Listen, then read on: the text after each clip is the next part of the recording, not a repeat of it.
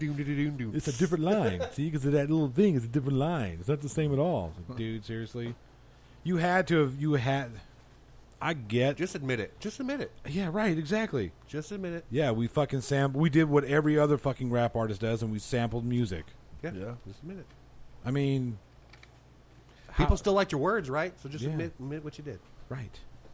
Okay. All right, stop. Collaborate. There you go. Fucking hell. God damn it! I can't believe you pulled that one out of me. I did. I knew it was coming too. What are we doing? Oh, we're gonna do top 10 Pantera songs later because we have the Warren G. Regulator. I got the top 10 Metallica songs too because that's what I thought you said. Because see, I haven't Metallica. I would show you the text message that I sent you, but my phone was busted. But it did say Pantera. Yeah, I saw it. We should do top 10 reasons why Metallica should not charge $150.50. They already have all the money in the world. Yes, number one. Because Avenged Sevenfold's playing with them. Right. You should pay me to go see that shit. That's number 2. That's number 3. Number 3. Lars. Yeah. I'm that would be 3, 4, and 5. Yeah, I'm subjected to Lars' stupid face all night. Yeah. I met Lars back in 2004. Man, I had see, that's another thing that pisses me off. I had a backstage pass once. Yeah. To Metallica when they played American Airlines Center. It didn't cost me $150.50. Fuck, man. Things change. You know what? Things do change. And yes, I got it for free because I was a Met Club member. I get it. But still, I think I paid $80 after fees and shit. Yeah. It was bad. I was so fucking excited. I had that backstage pass. My ass left. I got to American Airlines Center. The show started at like 7 or something. I got to AA at 1 o'clock. I got there so early. We parked from. There was no parking attendant there, so I didn't pay for parking. I was parked right across. You've been to AA, I'm sure, many times. So you know how they have that little driveway across that goes around the main building for all the buses and shit. And then the parking lot starts. We were parked right there. Yeah. I forgot my camera because everywhere it says no cameras, no cameras, no cameras. So I left the camera in the car. This is back when you had, no cell phone cameras. You actually had to have an actual camera. And the guy was, I already take your cameras and make sure you get all your pictures. And I was like, dude, the sign says no cameras. I left mine in the truck. He says, well, you better go get it. I said, I'll be back before you can. I was back quick. It's like, the guy looked at me and said, fuck. You were in line. All right, cool. Let's go. So, yeah. But, I was there fucking stupid early. Just waiting in the truck. Yeah. I'm going to get to meet Metallica. I left out of here so early in such a fucking stupor that I was going to get to meet Metallica that I forgot to take. I had the McFarlane Metallica figures over here hanging on the wall. I forgot to take those to get them autographed. Fucking hell. I was like, man, I don't have anything to get autographed. Let me stop at the store and get a shirt. Stopped at the store and bought a shirt, and I came back home. I was like, oh, man, and I held it up right in front of my fucking Metallic figures. And I looked at the shirt and looked at Metallic figures and said, fuck me. Threw the shirt down and walked off. I was mad. Anyway. So what was it, a meet and greet? Yeah, it was a meet and greet. Yeah. And then just Lars showed up. Well, at least you got Lars. They all showed. No, they all showed up. Oh. Yeah, all of them showed up. Robert was first. He was brand new to the band at the time. This was during the St. Anger tour. Right. And he was cool. Hey man, yeah. I remember you from Suicidal and Encino Man.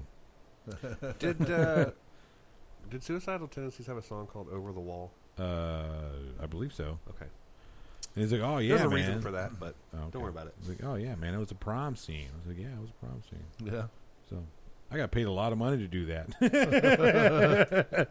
And he walks on, and then the second person out was Lars. And this motherfucker had been up for a little bit, and you could tell he had a couple of champagnes. Oh, yeah. Oh, yeah, man. Oh, yeah, man. Cool as shit. Yeah. Cool as shit. He signed. Yeah, they'll tell you got there's a 2-piece minimum. You're only allowed to get 2 autographs per because whatever. Yeah. He was signed everything. He even signed the shirt that I was wearing. Fucker signed everything. He was probably the coolest of the 4. Oh, that's cool. And then James comes down. The guy, he's fucking 6'5", and yeah. Well, hey guys, what's going on? This fucking tall lady next to me starts like fucking bawling, and he's like, "Oh, it's okay," and gives her all this hug and whatever. And I was like, "God damn, how do I follow that up?" Like, hey man, so excited to meet you. Followed up with the devil horns. He was like, "Ha ha, Gene Simmons is not here." And then Kurt came out, and that guy didn't say a fucking word to anybody. Oh yeah. That he's so reserved and quiet, and he Yeah. looked kind of stoned to me, but I don't know if he was or wasn't. But Maybe that's why he's reserved and quiet. maybe. I was like, Yeah. man, so you've been one of my biggest influences. I said, yeah, he was just like, Smoking the indica, not the sativa. you know. So this is at a time when Kurt Campbell was the biggest influence in my playing, and I gave him this big speech, and he was like, just shook his head. That's it. That's all I get. Fucking take the picture. Get the fuck out of here.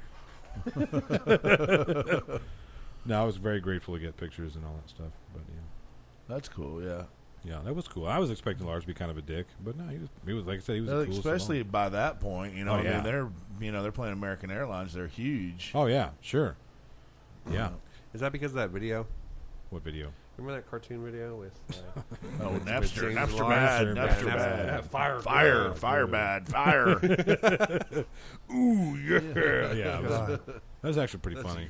That was a great one. You know, my friend Nathan sent me a picture once of it was James coming through a metal detector, and he had his arms up, and the guy was wanding him, and it said at the top said "True Metal." It would be better if the top of it said "Ooh yeah." Yeah. That'd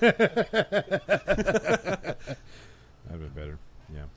That's a lyric. See, he needs to copyright that. That's right. Yeah. You Gene Simmons is going to jump on if he don't. yeah. James Hetfield. He can. You're not listening, but He can have "Ooh yeah," and Zombie can have "Hell yeah." Or is it "Hey yeah, hey yeah"? hey yeah, Hey hey yeah, yeah, hey that's- yeah. it's "Hey yeah." Yep, yep. Yep. It's like every five songs he writes has "Hey Now, you know, that's another band that I wish would come back, and I know they never will. White Zombie. White Zombie. Yeah. They were so good, and then Rob Zombie's doing the Rob Zombie thing, which isn't terrible. No, he's good. He's You know, he's but- good in concert too. Yeah, he's a real showman. Yeah, he puts on a good stage show. Right. You know, you just reminded me. Remember when we were doing top intros? Yep. I completely forgot to add a song to that. What was that? Electric Head Part 1. Oh yeah, That's a great intro, yeah, by the way. it is. But yeah, I wish White Zombie would come back, Yeah. but that'll never happen. No. Cause No, Rob's too big now. yeah, He's- yeah, he don't need to pay nobody else to do what he's already doing. right, exactly, exactly. I'm just glad that he let White Zombie die and then did Rob Zombie and not try to do, White Go Zombie. back and forth. Right. Yeah. And he plays White Zombie. Just He does, not much, right? but Sure, yeah, It's mostly all his zombie hits. So right, yeah. What is it? Living Dead Girl, Dragula. What are the Yeah. other ones? Demon Speeding. Demon Speeding. Yeah, That's a good one. I actually like that one. Thunder Kiss. Thunder Kiss. Yeah, oh, that was my favorite. Yeah. Yeah. That and let's see, what was the other one? What was the other What? one from that album? More Human Than Human? No, that was Are you from talking Master about- Creep. yeah. I like More Human Than Human too, but What are you asking? from the Thunder Kiss 65. What was the other song off that album? Oh, the Sector. The Oh man, no. I like it so much I can't even remember the name of it. They're Right. Feed the Gods. That was a good one. Feed the Gods is a good one. Yeah, Black Top, was it? Wait. I don't remember it. know. It's bad. It's bad. All right, so what do you got coming up, Mr. Warren G? Let's see. Tomorrow night at the Rail Club, we've got Hell's Half Acre here. They're playing Josh's band. You know, Josh Campbell. He's got a show coming up, 100 Proof Hatred, Throat Punch 817. Yeah, that's something. It's like Charles or Scott from I the Villain, and then Larry. You know Larry Carter. He's singing for him. I'm real curious to see that. Yeah. So, Vivid and Vulgar is also on that, and then Lotus Sutra. That's cool. Tomorrow night at the Rail Club. That's going to be a good night. There's anytime Josh has his band playing out there, he makes sure that there's a lot of people out. So Yeah, he just so buys it's a always a crowd. big party. Yeah. So I want to hire him to be the drummer for the Enemy Within. Dollar bills, y'all. Yeah, he always makes sure that there's a lot of people out. He's good about promotions and Yeah. telling all his people, hey, you got to be here wherever you think you're going to be. No, you got to be here. Yeah. Yeah, I don't know why he put it on the night of Metallica, but Is it tonight? no, yeah, that's right. It's tomorrow night. Tomorrow Never mind. night, Yeah, it so is, it'll be yeah. after. Yeah. Yeah. Everybody's hungover. Yeah, but yeah, yeah. Got the Metallica hangover. true. What else? What else we got going on? Let's see. At the Rail Club, we've got On Saturday, the 24th of June, we got Messer with Leroy the Prophet, which is really cool. I haven't seen those guys in forever. And then Crush Point, Bull by the Horns, and the Drop Deadlies. That ought to be a really good show. Also, Messer had never played there before. And they're out touring right now. They're killing it. I think I saw them up in Buffalo, New York a few days ago. There's still people in Buffalo, New York? I guess so, yeah. They was just so bad up there, man. They were talking about the Bills going to have to move. Bad how? Yeah. Well, you know, what is that Van Halen, David Lee Roth wrote that Ladies Night in Buffalo song, and he goes, it's a joke. He goes, there's no ladies in Buffalo. Yeah, there's not very many people in Buffalo at all. But, you know. Anyway, what else? Anything else? So, yeah, Tuesday we have a veterans benefit up at the Rail. It's a band that's touring all over the country. They're called Two in the Chest.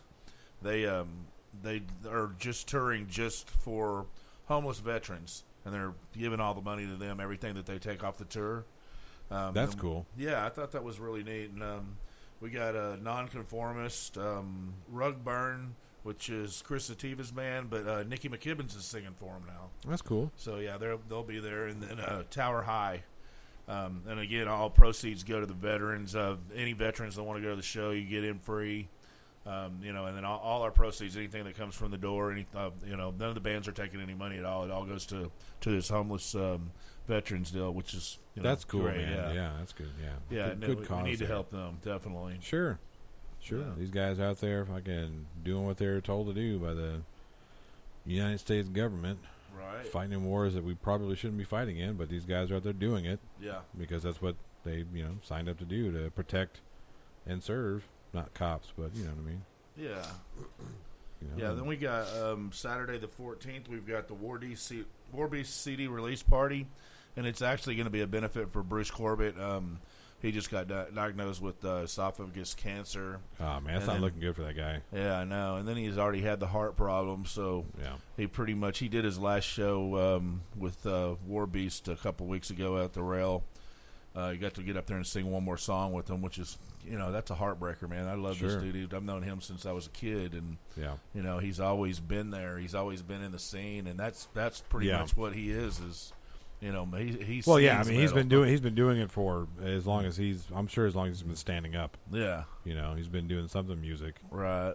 Well, hopefully, I talked to him earlier. We're going to have him call in here a little bit later and give us a update on everything on his medical stuff, and then what's going on. They just did a new video and stuff like that. But yeah, that'll be pretty cool, the War Beast thing, and again, all the money's going to go to Bruce on that one for his medical expenses.